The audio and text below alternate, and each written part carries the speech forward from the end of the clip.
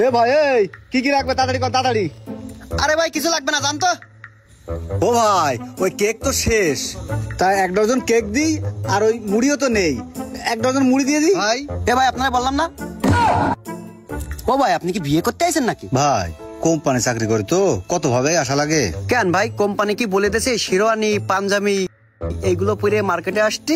আরে ভাই দুঃখের কথা আর কি কব, আজকে আমার বিয়ে। ভাই সেটা তো বুঝলাম, তা আপনি অর্ডার কেটে বেড়াচ্ছেন কেন এভাবে বিয়ে করতে না যায়? ভাই এখনো 10,000 টাকার অর্ডার কাটতে বাকি রয়েছে, এই 10,000 টাকা কেটে তারপরে যাবো বাড়ি বিয়ে করতে, এর আগে আর ছাড়বেন না কোম্পানি।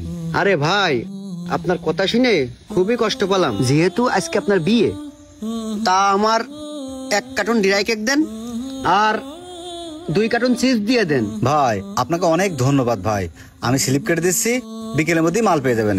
ভাই নতুন জীবনের জন্য শুভকামনা রইলো, তাহলে যান। ভাই তাহলে আমি আসি, আসসালামু আলাইকুম। ওয়ালাইকুম আসসালাম। আরে বেচারা বিয়ের দিনও অফিস করা লাগে। যাই এই দোকানে যাই।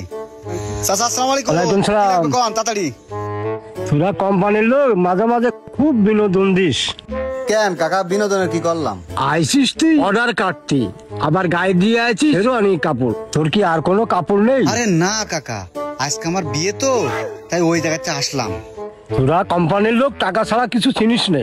তুই আজকে তোর বিয়ের দিন তাও আইসিস তুই অর্ডার কাটতি। কাকা আপনি বুঝবেন না, কোম্পানি চাকরি তো, তা কাকা কি কি দেবো তাই কন। এই তোকে এই কোম্পানির মাল চলে না, মাল নেবো না। কাকা নেন না 1 কার্টন বিস্কুট নেন।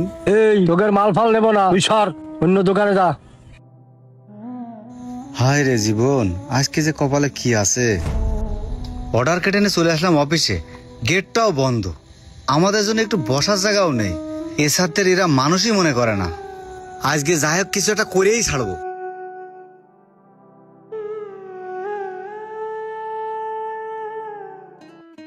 কি ব্যাপার অপু সাহেব, আপনি অফিসে চলে আইছেন, আপনার কি অর্ডার কাটা কমপ্লিট?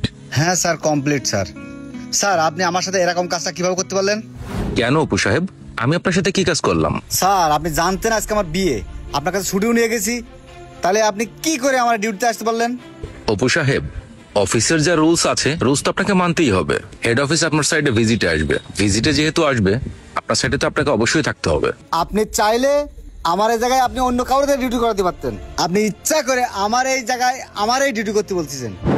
দেখেন অপু সাহেব, এটা ছিল হেড অফিসের অর্ডার। আজকে যারা ছুটিতে আছে প্রত্যেকের ছুটি ক্যান্সেল হয়ে গেছে এবং হেড অফিস এভাবেই বলে দিয়েছে কারো কোনো ছুটি হবে না, আজকে সবার এক জায়গাতেই থাকতে হবে। স্যার আপনারা তো সারাদিন এসি গাড়িতে ঘুরে বেড়ান, একজন এসআর এর কষ্ট তো আর বুঝবেন না, বিয়ে তো মানুষের একবারই হয় তাই না? আর সেই দিনটাও আপনি ছুটি দিলেন না, ছুটি দিয়েও আপনি আবার ক্যান্সেল করে আবার ডেকে নিয়ে আসলেন। অপু সাহেব আজকে আমরা এটা নিয়ে কথা না বাড়াই, এটা হেড অফিসের অর্ডার ছিল, যে কারণে আমি এটা করতে বাধ্য হয়েছি।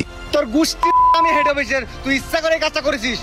অপু সাহেব বেশি উত্তেজিত হয়েন না, একজন সিনিয়র অফিসারের সাথে কিভাবে কথা বলতে হয় আপনি জানেন না?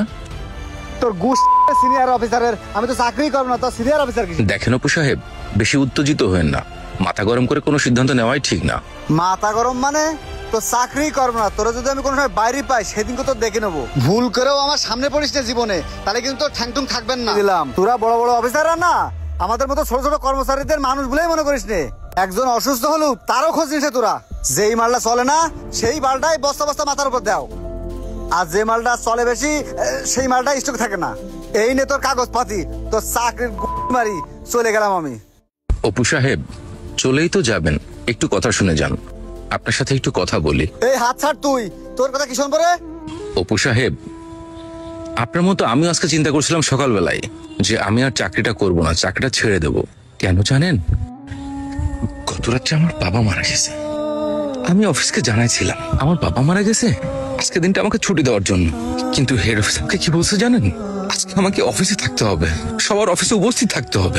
আমার বাবার লাশ বাড়িতেই পড়ে রয়েছে, আমি কিন্তু আমার বাবার লাশটা জানাজা দাফন কিছুই করতে পারিনি, আমিও কিন্তু আমার বাবার লাশটাকে চলে আসছি, আর এই কারণেই আমার ছুটিটাও ক্যান্সেল, আপনাদের ছুটিটাও আমি ক্যান্সেল করতে বাধ্য হয়েছি। আমার বাবা যে চলে যাওয়ার সে তো চলেই গেছে, আজকে চাকরিটা ছেড়ে দিলে কালকে আমার পরিবারের আমি কি করে চালাবো? আমাকে তো পথে বসতে হবে, তাই মনে অনেক কষ্ট নিয়ে থাকলেও অনেক চিন্তা ভাবনা করে আমিও কিন্তু অফিসের দিকেই আসলাম। অপু সাহেব আমার উপরে রাগ করেন না, কষ্ট নিয়েন না, আমার উপর যদি কোনো রাগ থাকে আমাকে মাফ করে দিয়েন ভাই। স্যার কি বলছেন স্যার, আমি তো না বুঝে আপনার অনেক বেশি কথা বলে ফেলেছি স্যার। স্যার আপনি আমার মাফ করে দেন স্যার।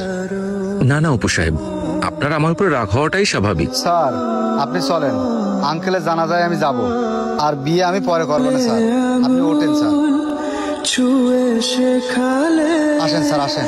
তুমি জীবনের পথ চলা, নিজে না খেয়ে তুমি খাওয়ালে, শেখালে কথা বলা। বাবা তুমি আমার যত খুশির কারণ।